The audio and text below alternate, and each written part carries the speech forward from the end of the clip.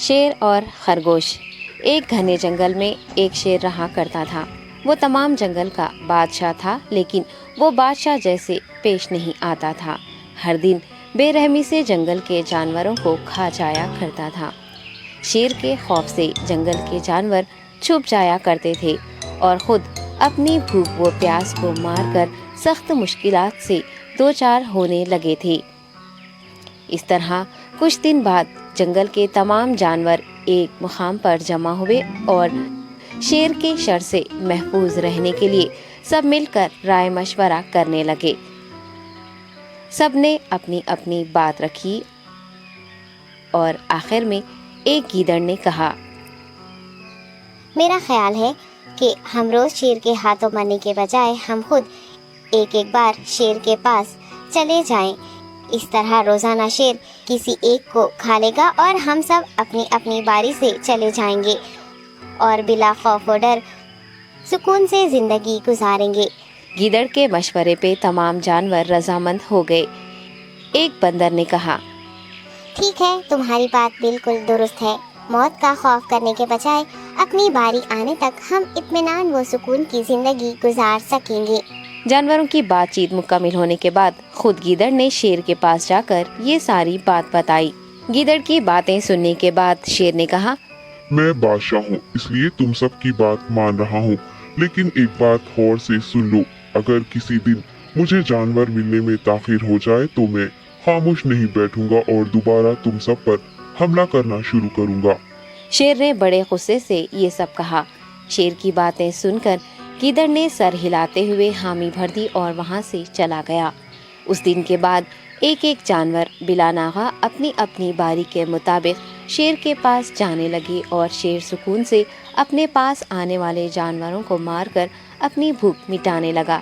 یہ معاملہ ایسے ہی چل رہا تھا اور ایک دن شیر کے پاس جانے کی باری ایک خرگوش کی آئی۔ وہ خرگوش بہت ہی ہوشیار تھا۔ اسے شیر کے پاس جانا منظور نہیں تھا اور اس نے اپنے ساتھی جانوروں کو بے رحمی سے مارنے والے شیر کو سبق سکھانے کی ٹھان لی اور ایک اچھی تدبیر نکال کر آہستہ آہستہ شیر کی گفا کے پاس پہنچ گیا۔ تاخیر ہو جانے سے شیر کافی غصے میں تھا اور خرگوش کو دیکھ کر غصے سے کہنے لگا، میں نے تم سب کو پہلے ہی کہہ دیا تھا، دیر ہو جائے تو میں خاموش نہیں بیٹھوں گا۔ تم نے وعدہ خلافی کی ہے، اس لیے میں جنگل جا کر من چاہے جانور کا شکار کر کھا جاؤں گا۔ تب خرگوش نے شیر سے کہا، معاف کر دیجیے بادشاہ سلامت، غلطی ہو گئی اور اس کا ایک واجب سبب ہے۔ اطمینان رکھیے، میں بیان کرتا ہوں، آپ سنیے اور اس کے بعد آپ آرام سے مجھے مار کر کھا لیں۔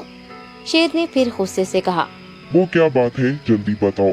خرگوش نے کہا، بادشاہ سلامت، میں آپ کے پاس آ رہا تھا اور راستے میں مجھے ایک شیر مل گیا اور مجھے مارنے کے لیے آگے بڑھنے لگا۔ میں نے آپ کی بہادری کی بات اس شیر کے سامنے رکھی، لیکن وہ شیر آپ کے بارے میں بہت برا بھلا کہنے لگا۔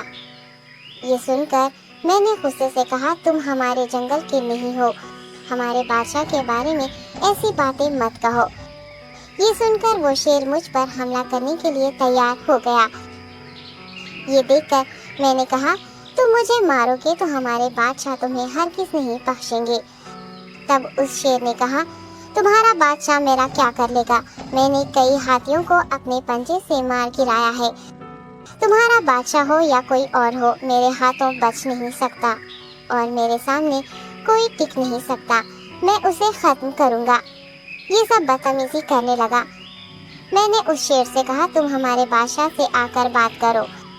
تب اس نے فخر سے کہا، میں کیوں آؤں؟ تمہارے بادشاہ میں دم ہے تو اسے ہی یہاں لے کر آؤ۔ یہ کہہ کر مجھے دبانے لگا۔ بادشاہ سلامت، اسی لیے آنے میں تاخیر ہو گئی۔ یہ سنتے ہی شیر غصے سے کہنے لگا، چلو ابھی چلتے ہیں، اسے ختم کر دوں گا۔ یہ سننے کے بعد خرگوش نے شیر کو جنگل کے درمیان موجود ایک کنویں کے پاس لے گیا۔ خرگوش نے کہا، بادشاہ اس کے اندر دیکھیے، وہ وہاں آپ کا بے صبری سے انتظار کر رہا ہے، آپ اسے اچھا سبق سکھائیے۔ شیر غصے سے فوراً کنویں میں جھانکنے لگا اور زور سے دہاڑنے لگا۔ تب دوسری جانب سے بھی دوسرا شیر دہاڑتا ہوا محسوس ہونے